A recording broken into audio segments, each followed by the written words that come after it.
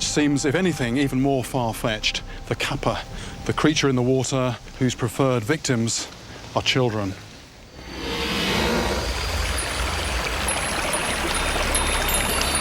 Japan's most infamous river monster, the Kappa, has been accused of horrifying crimes for centuries. そうくん、気をつけてね。わかった。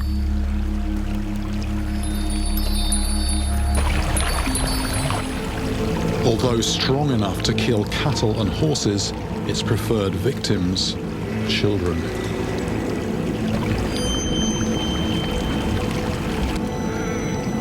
Descriptions of the Kappa vary, but the common features seem to be a wide mouth, a long body, and mottled skin in shades of brown and green. And it is always associated with water.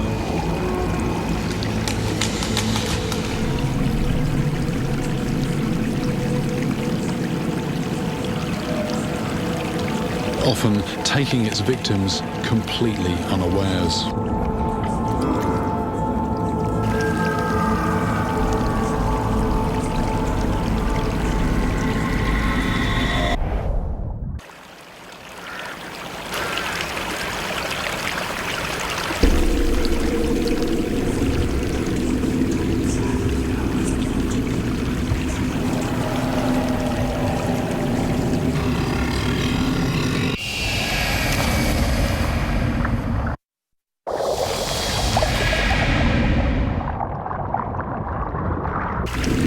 I'm in Japan, tracking down the animal behind the legend of the child-snatching killer, the Kappa.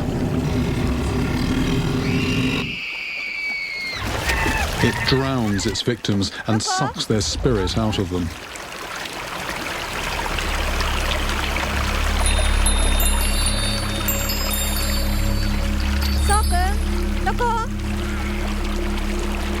And although widely seen as just a legend, I've heard how this monster has been blamed for the deaths of children.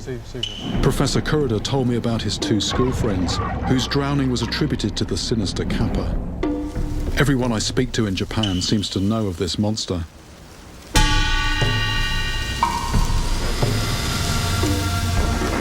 I have also been told about a famous shrine to the Kappa.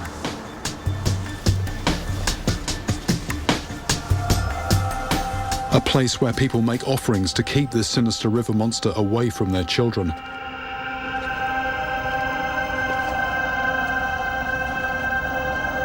I'm hoping there'll be some sort of statue or picture to help me work out exactly what it is that I'm dealing with.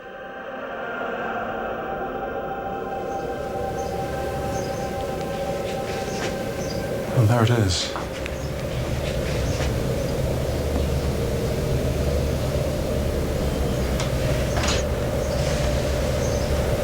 So that is the Kappa. Fascinating looking creature. Almost humanoid in some ways, 4 limbs, but then it's got these claws, 3 claws on each limb, and almost like fish scales.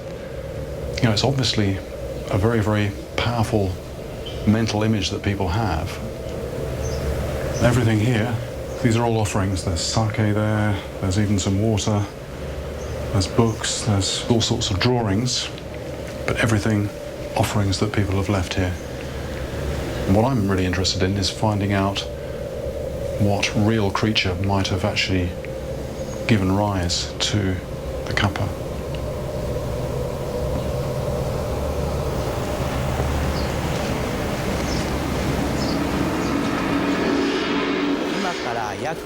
I talk with a monk who seems to be in charge of looking after the shrine. It looks like the Kappa is still very much alive in people's minds, but finding a real one is going to be a different matter entirely. However, I have heard of a place where apparently there is a mummified Kappa. That is definitely something I've got to see for myself.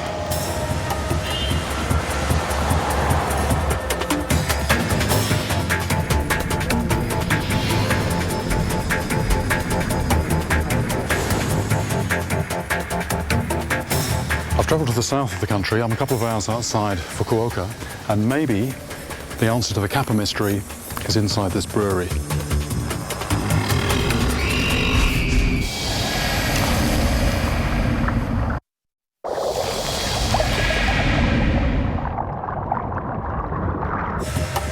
I'm in Japan, hunting down a river monster known as the Kappa. So maybe the answer I'm looking for is inside this building.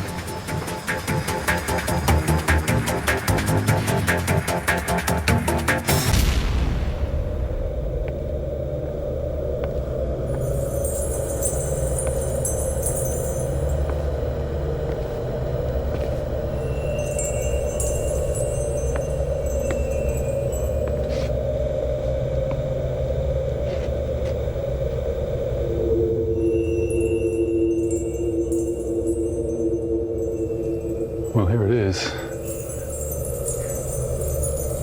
I have to say it is quite a creepy looking thing, whatever it is. The skin shrunken over the bones. And although it's very clearly dead, it does actually have this sense that it's looking out at you. Apparently it's found in the roof space here about 50 years ago inside this box, and they've created this shrine to it. And it's never been scientifically examined, but I think the feeling is that by honouring it, they are allowing it to continue to protect the brewery.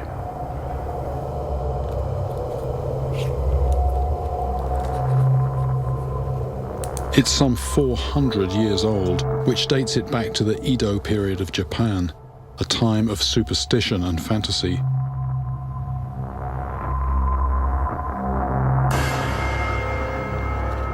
And as I draw its details, I have my suspicions as to what this mummified creature might be.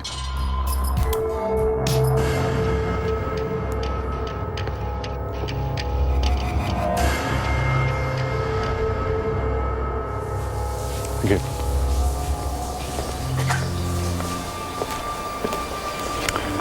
Well, fascinating looking thing. I didn't want to say too much in there because I don't actually think that that's any kind of real animal at all. I think it's more something that's been made from bits of different animals, which was actually not that uncommon in the old days in Japan. So it's not the answer that I'm looking for, but I think that in a strange way it takes me closer towards the answer, because if that is the kind of animal that people think the Kappa is, then maybe I'm not looking for a fish after all. This could be my strangest case yet. I've come to Kyoto University to meet somebody who can tell me what else there is besides fish that lives in Japanese rivers.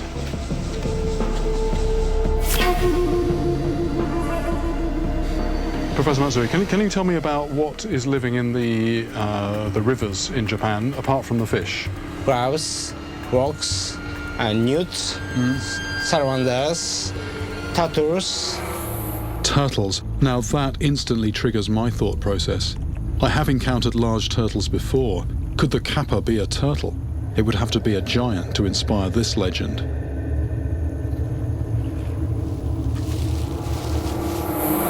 How big do the turtles grow?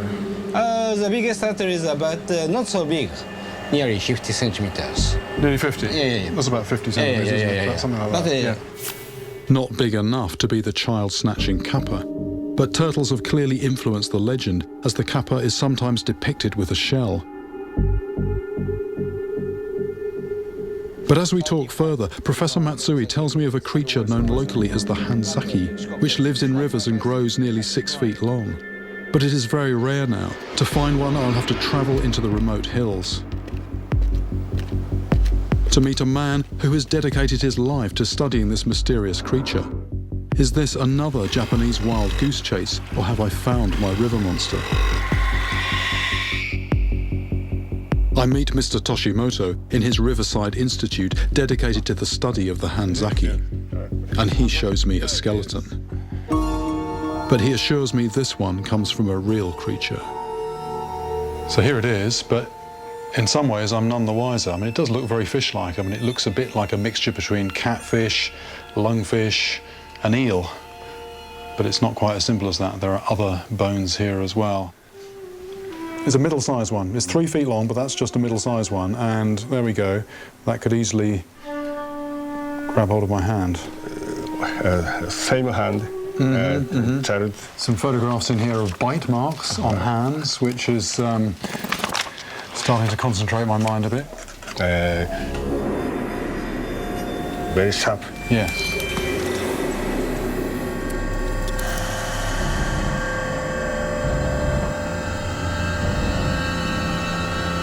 So daytime, if I put my hands underneath stones, I should be a little bit careful, maybe.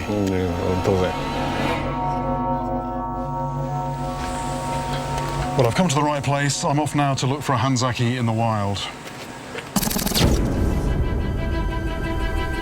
Mr. Toshimoto accompanies me on my hunt. He has been studying the Hanzaki in this river for the past 30 years. He knows their habits and where to find them. But not only that, Hanzaki are a protected species. So if I wasn't assisting Mr. Toshimoto in his ongoing study, I wouldn't even be allowed to get near them.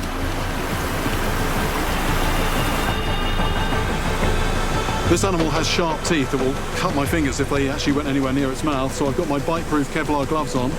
Got to go down with this underwater camera, just try and see if I can find one, see where it is, and then go down and try and grab it. At a waterfall, he tells me he has caught Hanzaki here in the past. It's a good place for them to hunt.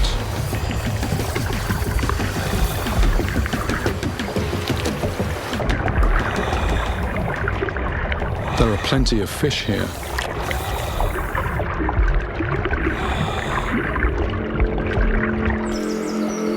I try the other side. The current is surprisingly strong, and I'm not entirely sure what it is I'm hoping to confront. But I think I've hit the jackpot.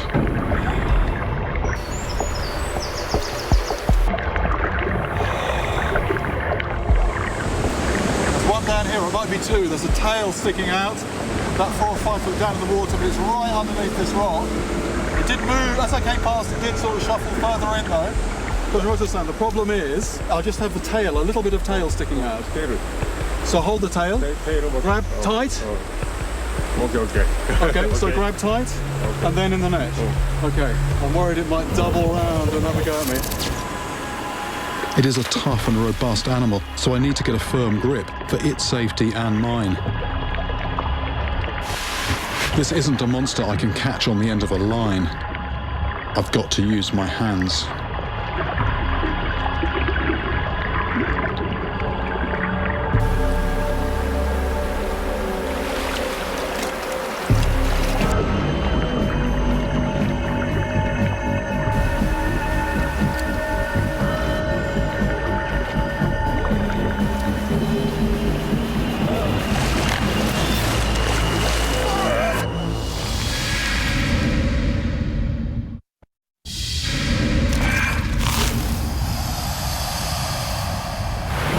I'm hunting for a creature behind the myth of a child-killing monster, the Kappa. It's a creature known locally as the Hanzaki, and I think I'm just about to come face to face with it.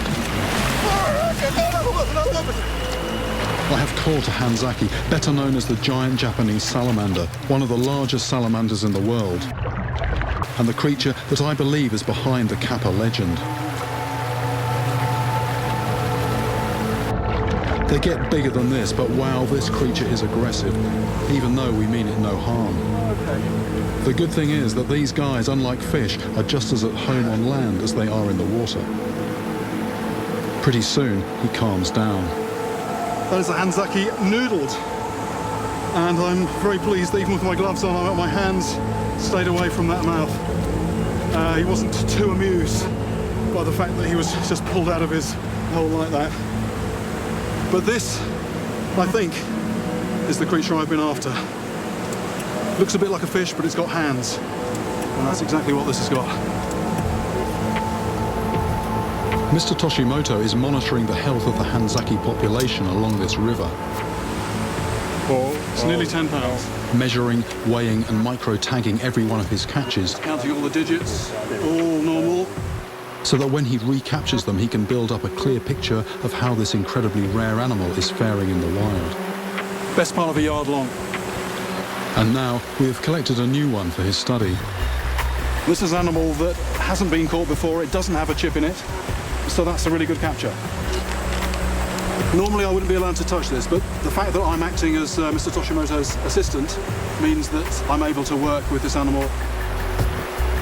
There are only a few pockets of these endangered giant salamanders left in the wild, these creatures that haven't changed since the age of the dinosaurs. Their survival is an important part of Japan's natural heritage. And when I try to release it, this national treasure still makes one last attempt to bite me, before disappearing, unfazed by his capture.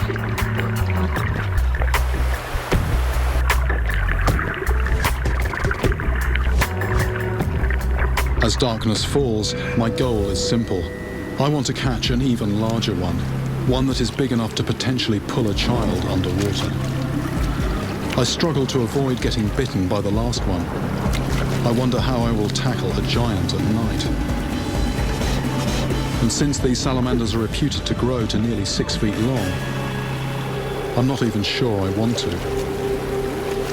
Giant Japanese salamanders are under threat from an unusual source, their closest living relatives. Introduced Chinese salamanders have started breeding with the native Japanese giants, creating hybrids. When any Chinese or hybrid salamanders are found, they have to be removed from the river. Mr. Toshimoto keeps a collection of them back at the Institute. Right, take a look at this. This was caught from a river just a few miles from here, but this one's a hybrid, so this doesn't get put back in the river, and this is why I can have a good look at it. This guy is nearly 4 foot long, and when they get this big with no natural predators, they're fearless. Now, those descriptions I heard of the Kappa, it sounded just like this composite animal, a mixture of different bits of different animals. And I mean, what is there that is like that? Well, I think this is it, the giant salamander. You've got the flat head, the wide mouth, long muscular body, complete with this powerful tail. And then, last but not least, you've got these limbs.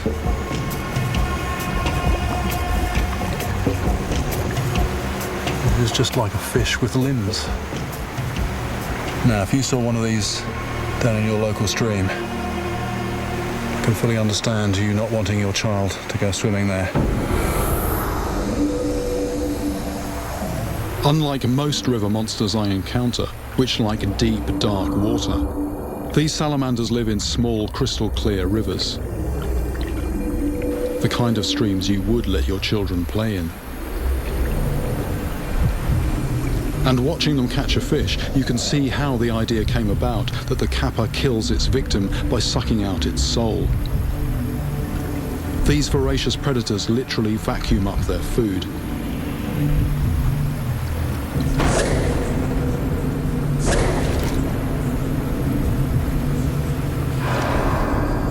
And if it doesn't kill you in its jaws, then a more sinister fate awaits you.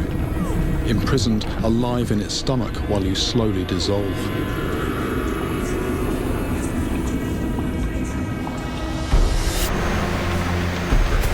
So this investigation has taken me into new territory in more ways than one. My mission is always to find the truth behind the legend, but as soon as I arrived in Japan, the task felt overwhelming, with stories of earthquake-causing catfish and child-snatching killers. But I have found what I believe to be the truth behind these tales. And the one thing that I will take away with me from Japan is the knowledge that the wall between truth and fantasy is sometimes paper thin.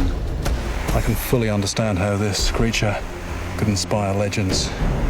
And in my book, it certainly qualifies as a river monster.